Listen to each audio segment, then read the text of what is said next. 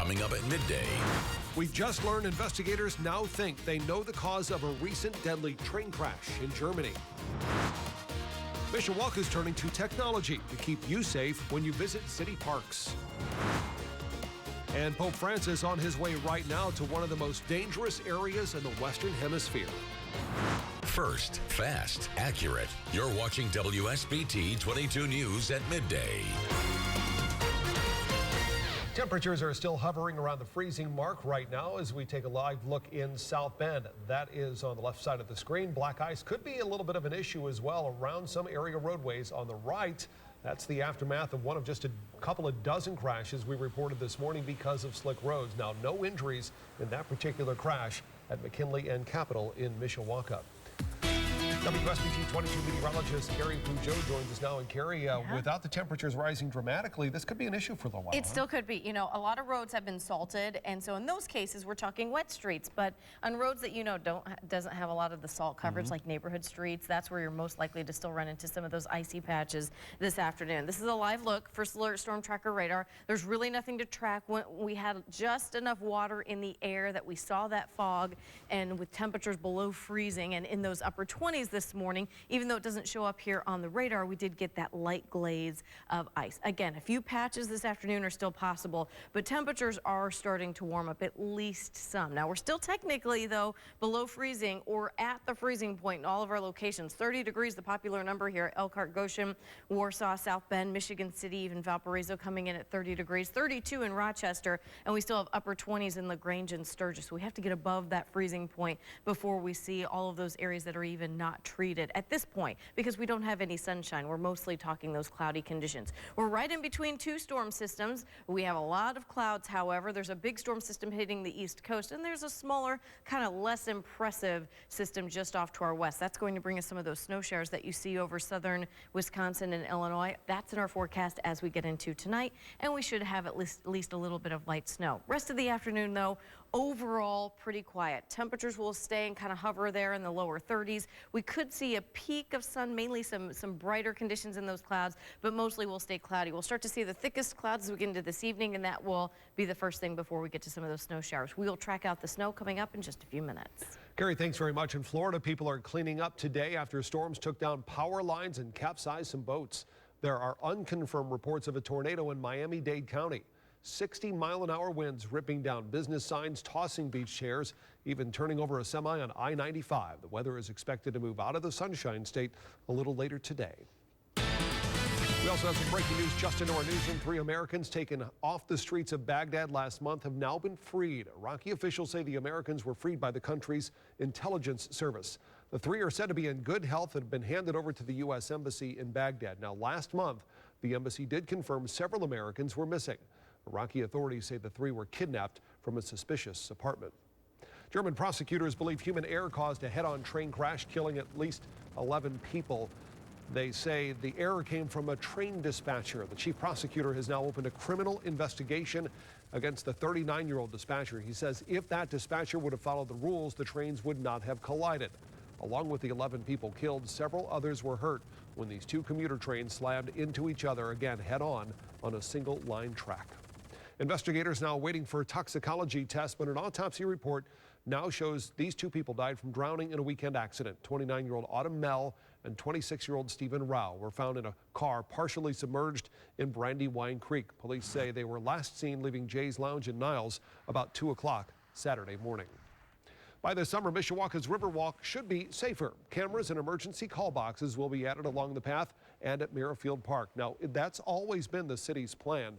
Officials, though, say they changed technology and wanted to wait for the county's 911 dispatch center before installing them. The city just awarded a contractor the $294,000 bid. Police say crimes do occur at all of Mishawaka's parks. They hope the cameras can keep the crime away. City officials say call boxes will also be installed at Buter, Lincoln, Battelle, and Central Parks. We could hear from President Obama today on the plans to nominate a replacement for Supreme Court Justice Antonin Scalia. The process actually began just hours after Scalia passed away Saturday. The White House expected to have a list narrowed down to just a few candidates by the end of the week. The president will then likely meet with all the finalists before making a decision. We spoke with a Notre Dame law professor about what Scalia's death means for the High Court. He says even if the president nominates a justice and the Senate gives approval right away, it's unlikely this new justice would be able to vote on any of the cases currently before the court, with the session ending in June. The professor also remembered Scalia saying he focused on the original intent of the Constitution. He believed it wasn't the job of a judge to make the law develop or to make the Constitution change. He really shaped how lawyers and law students and law teachers, how we do our work. I mean, Garnett also said his colleagues are teaching things differently than they would have 35 years ago, in part because of Scalia's influence. An Indiana Senate committee discussing a proposal to mandate tougher sentences for some convicted drug dealers. The bill would require judges to impose prison sentences of at least 10 years for those dealing more than 10 grams of illegal drugs. Now, the State House approved this bill last month. This comes 2 years after the legislature approved a sweeping overhaul of the state's criminal sentencing laws. Another step forward for a bill that gives people who were adopted access to those birth records. The proposal now advancing to the Indiana State House. It reverses the current law that seals adoption information for those adopted between 1941 and 1994 without a disclosure consent form. If this law passes, those records would be open to adoptees starting within 2 years. The only exception would be if the biological parents filed a non-disclosure form. Senator Joe Donnelly wants money returned to you, the taxpayers. This is all tied to Carrier Corp and its shutting down of its Indianapolis factory to move that work to Mexico. This move will cost about 1,400 jobs over the next 3 years. Donnelly says the company should return nearly $5 million in federal tax credits it accepted in 2014. The company says it doesn't specifically have that money at this point, and it's not expecting to receive it and will not claim that cash. South Bend is getting a big check to fix public housing, $1.2 million from the Department of Housing and Urban Development headed to the city. This federal grant money will help replace roofs, old plumbing, and electrical systems. Elkhart's getting $869,000. Benton Harbor and Benton Township will see more than $900,000 combined. We have a full list on our mobile app of all the communities getting this cash. In all, nearly $2 billion going to housing authorities all across the country. New at midday, plans are moving along for Indiana-Michigan Power solar project in Berrien County. It's estimated 50,000 solar panels are planned for a 35-acre site in Watervliet Township. The panels are expected to generate enough electricity to power an average of 700 homes. Local officials are reviewing a permit request for this project. This is just one of many solar-powered projects the utility company is planning. It's a plan to get more officers on Elkhart's police force. Right now, the department is 13 officers short of 126 officers needed. The plan calls for offering pay incentives to attract other officers from other departments. Those candidates would have law enforcement experience, thereby reducing the cost and the time of training a new police officer. The police chief hopes to have the 13 new officers on board before the end of the year. Well, planes aren't the only things taking off at South Bend International Airport. So are the airport's passenger numbers. From 2014 to last year, the airport saw a 4% increase in passengers choosing South Bend. Each carrier experienced similar growth. The airport's building its international customs area right now. Once that's complete, it will be able to offer international flights. Indiana gets a failing grade when it comes to protecting your children at school. That's from a new report out of USA Today. The bad grade comes in part because only state agencies have access to teacher background checks. Now, state police have created a new task force. It deals with internet crimes against children. This task force is the first in the nation to have full-time youth educators. They'll give presentations on how students can avoid becoming a victim of an internet crime. Teachers will be trained to listen and share important information to this task force. It is funded by a grant. There is no cost to the schools. There's some breaking news just now into the newsroom. A 17-year-old girl is in the hospital after her car hit a tree. It happened at Riley and Walnut near Walkerton in southwestern St. Joseph County. This teen's condition isn't known at this point in time. Police are saying this crash, though, looks very serious. A wrecker had to pull the car away from the tree, and then that teenager had to be cut out. We'll have the very latest coming up. Also, with just days before the South Carolina Republican primary, candidates are stepping up their campaigns. Your Campaign 2016 update ahead. And it's pretty gray outside, but we are tracking more snow, and that starts later on tonight. I'll have an update on that coming up next. Now, your accurate first alert weather forecast with meteorologist Carrie Peugeot. Carrie, so we had a pretty slick morning commute. Any Yeah. concern that it's going to stick around for the afternoon commute? Yeah, because we're still below freezing in some cases. At this point, though, in a lot of areas, because you get close to that freezing point and it improves at least slightly. But I can tell you that without the sunshine, with the gray skies, like what you can see here on our First Alert weather cam, if we had some sunshine, that would make a big difference. But with the gray skies and temperatures that are still near freezing or below, you may still run into a couple of icy patches. But for many areas that are treated with salt, that's not going to be the case and wasn't this morning. But right now we are 1 degree shy of freezing in Benton Harbor at 31. We have 30 in South Bend. You can see that also in Plymouth and Warsaw. We have 28 happening in LaGrange. Temperatures have changed about 2 to 3 degrees since this morning. So there's not going to be a big change even this afternoon. We'll go up maybe 2 or 3 degrees more, and that's really going to be about it for the afternoon high temperatures. But I want to show you what's going to be happening here as we get into the next couple of days. Winds are relatively light. That was part of the problem this morning. We had that water. The air was holding all that water. We saw a little bit of fog with the calm winds that let that stagnant air just kind of sit and hang out. And as temperatures got into those mid-20s, it froze into that glaze of ice. Now, that's not a widespread issue now because the air isn't holding all of that water, but you may still run into a couple of spots that are slick.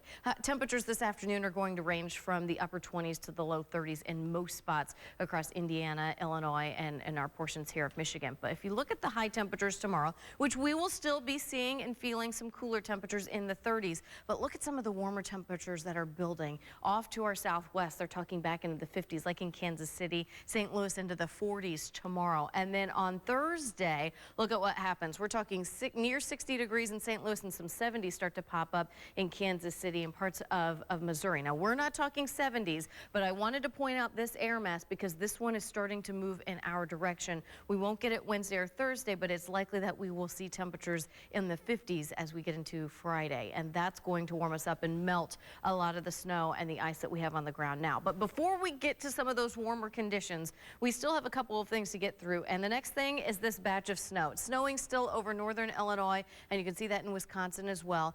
Most of the rain showers are with the warmer temperatures, and that's diving to the south and east and away from us. So we're really focused on what's happening just to our northwest. That's part of a smaller system and a cold front that's sitting just to the northwest as well. That's going to move in as we get into tonight and first thing tomorrow morning.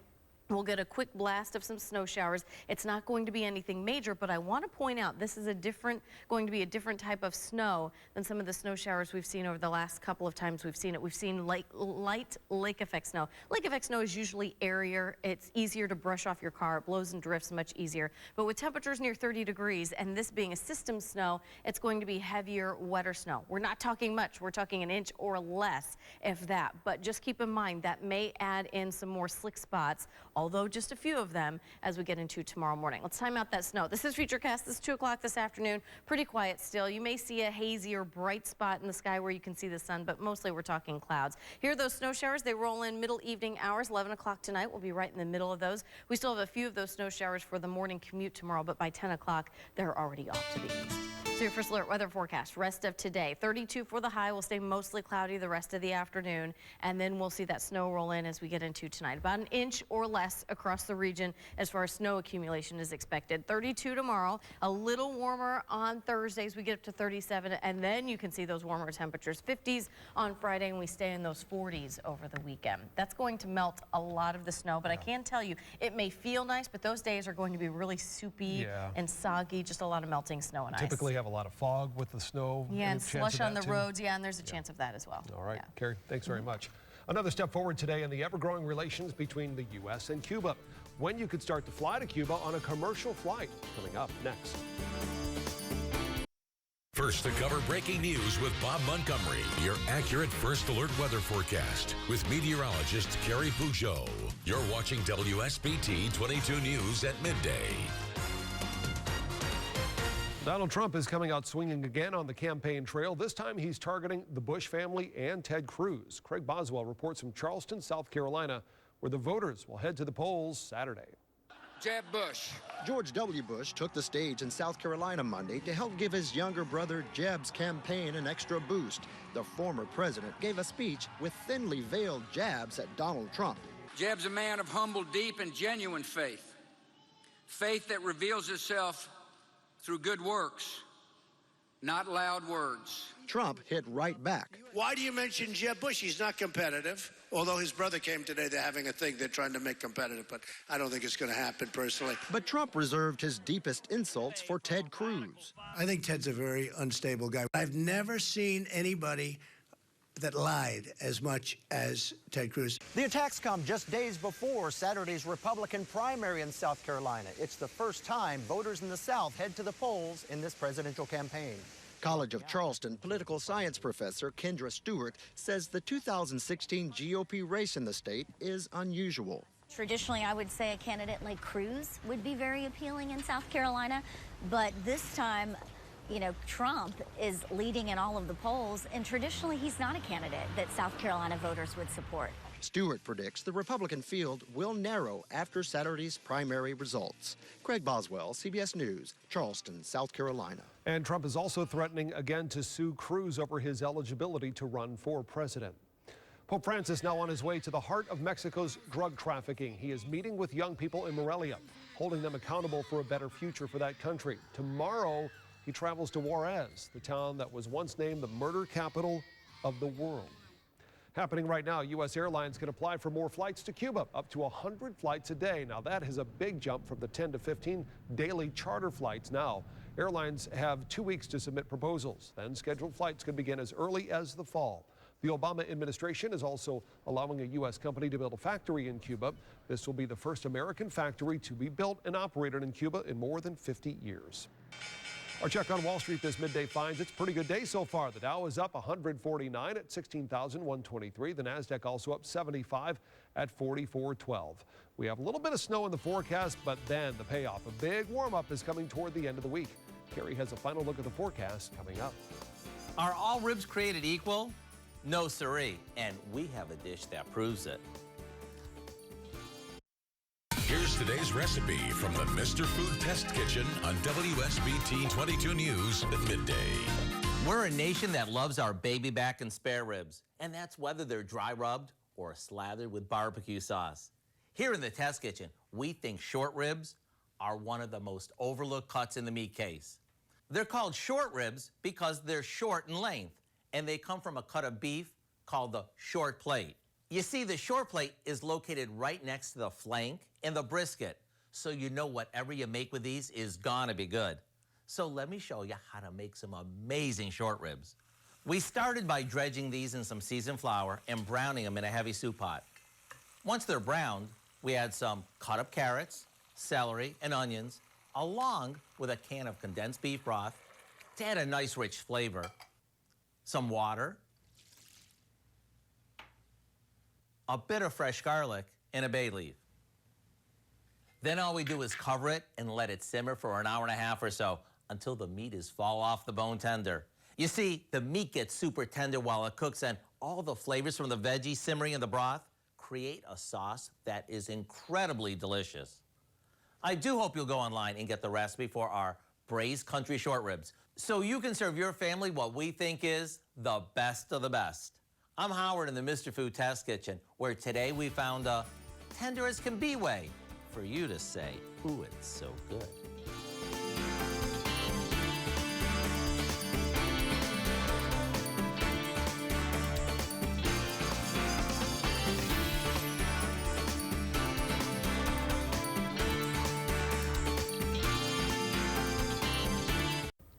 Carrie, everyone is kind of getting through today so they can concentrate on Friday on that temperature. I know. You're not hearing anything between now and then, are you? I am not. I need Are you talking?